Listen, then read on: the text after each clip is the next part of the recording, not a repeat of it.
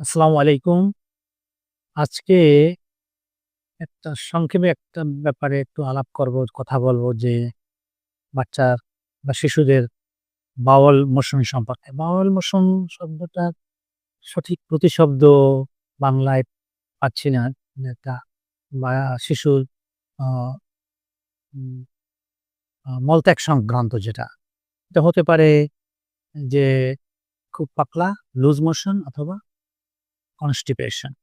Loose মোশনের যে ব্যাপারটা নিয়ে কথা বলব সেটা হলো আ জন্মের পর শিশু যখন মায়ের দুধ পান করে এবং সে যদি এক্সক্লুসিভ সম্পূর্ণ মায়ের দুধের উপরে আ থাকে এবং অন্য কোনো খাবার, অন্য কোনো দুধ না খায়, সেটা ৬ মাস পর্যন্ত কন্টিনিউ করবে এবং এই যে মায়ের দুধের যে অ্যা তার যে সুবিধাটা যেটা আছে তার সাথে একটু যারা বুঝে না মারা, যে নতুন যারা বাবা-মা হয়েছে তারা এই শিশুর আ দিনের বেলা বা রাতে সারা ২৪ ঘন্টা হয়তো দেখা যায় যে ১০ বার, ১৫ বার এমনকি ২০ বারও তার পায়খানা হতে পারে। সামান্য অল্প করে। যেটাকে রোগীরা তাদের ভাষায় বিভিন্নভাবে এমনকি কোনো মলত্যাগই হয় না, শুধু পানি বের হয়। আমার কাছে এসে বলে, "স্যার শুধু ঝোল বের হচ্ছে।" কেউ বলে, "স্যার রস পড়তেছে শুধু।" এইগুলো হলো কি?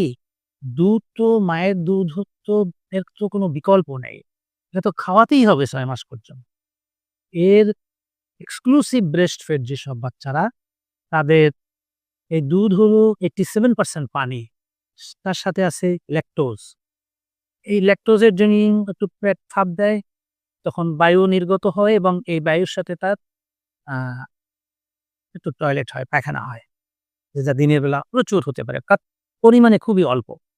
এটা বুঝে না, দুঃখজনকভাবে এই বাচ্চাকে যখন শিশুকে বিভিন্ন ডাক্তারকে দেখানো হয়, অনেক ডাক্তার সাহেবরাও এই যে ঘন টয়লেট হওয়া, পায়খানা হওয়া এবং পানি বের হচ্ছে, শুধু পানি বের হচ্ছে এবং তার সাথে আমাশার মতো বিজলা বের হচ্ছে, যেটা বাচ্চার মা, বাচ্চার নানি আমাদের কাছে বর্ণনা করে। এটা হলো টোটালি আ একটা ব্যাপার যেটাকে বলি আমরা আ ব্রেস্ট মিল্ক স্টুল। মাতৃদুগ্ধজনিত তার যে স্টুলটা তার পায়খানা এভাবে হতে পারে। এটা সম্পূর্ণ স্বাভাবিক একটা প্রক্রিয়া। এর জন্য কোনো ঔষধ খাওয়ার দরকার নাই।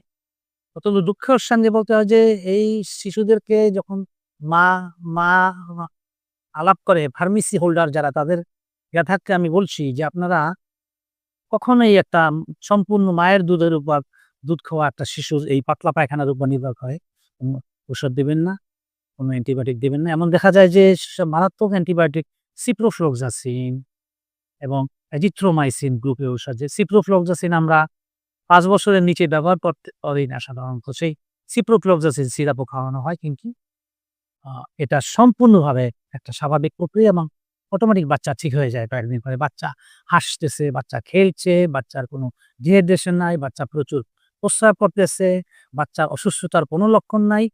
এই পায়খানা তার কোনো ডায়রিয়া না। আর ডায়রিয়া নিয়ে যদি কথা বলি, তাহলে সেটা তো অন্য একটা চ্যাপ্টার। আজকে এটাই বলতেছি যে মায়ের দুধ খেয়ে একটা বাচ্চার তরল সম্পূর্ণ পানির মতো পায়খানা হতে পারে, সবুজ রং হতে পারে, আর অনেকবার হতে পারে। বাট অনেকগুলো না, পরিমাণে অল্প করে। আমি জিজ্ঞেস করি যে, একবারে ১ চামচের মতো পায়খানা হয়? চায়ের চামচের ১ চামচ? আচ্ছা ওরকমই। পানি বের হয় একটু বেশি? আচ্ছা ওরকমই। এগুলা বুঝতে হবে। আর ২য় যেটা কনস্টিপেশন, সেটা তো টয়লেট হ্যাবিট করতে হবে, যে বাচ্চাকে বসাতে হবে। বাচ্চা যদি টয়লেট করতে যেয়ে যখন দেখে যে শক্ত পায়খানার জন্য তার কষ্ট হচ্ছে, বের হচ্ছে না, অনেক ব্যথা পাচ্ছে এবং ব্লাড আসতে পারে, এই বায়ুপথের চামড়াটা ছিঁড়ে রক্ত আসতে পারে, তখন বাচ্চা ভয় পেয়ে যায়। ওই ব্যথার যে অনুভূতি তাকে পায়খানা বসতে বাধা দেয় এবং সে এই পায়খানা ধরলে সে ঘরের কোনায় হাঁটে, কোনায় দাঁড়িয়ে থাকে ভীতিকর একটা চেহারা নিয়ে। বাচ্চাকে প্রচুর পানি খাওয়াতে হবে প্রয়োজন মতো, তাকে একটু ফল খাওয়াতে হবে, বিশেষ করে কলা, আর আমাদের দেশি ফল যেগুলা আমড়া, আনারস, তারপরে পেয়ারা, পেঁপে, এই ধরনের ফলে ফাইবার থাকে এবং পরিমাণ মতো পানি খেলে আমার মনে হয় যে তার পায়খানা শক্ত হওয়ার কথা না এবং তাকে বসার পটি করার যে বসার যে বয়স থেকেই ১-১.৫ বছর বয়স থেকে তাকে টয়লেটে বসার অভ্যাস করতে হবে। আর যেগুলো আছে প্যাথোলজিক্যাল কনস্টিপেশন যেটা সেটা খুবই কম। ধরেন ৫,০০০ শিশুর মধ্যে একটা শিশুতে পাওয়া যায়। যেটা আ জন্মের পর আমরা সাধারণত একটা শিশু ২৪ থেকে ৪৮ ঘন্টার মধ্যেই টয়লেট করে। আর অনেক শিশু তো জন্মের সাথে সাথেই উম পায়খানার মতো কালো একটা মেকোনিয়াম বের হয়। আর যদি ৪৮ ঘন্টার মধ্যেও টয়লেট না করে, পায়খানা না করে তাহলে সেই শিশুকে আমরা সন্দেহ করব। পরবর্তীতে দেখা যায় যে ৫ দিন, ৬ দিন, ৭ দিনেও তার পায়খানা হয় না। পেটটা ঢোলের মতো ফুলে ওঠে।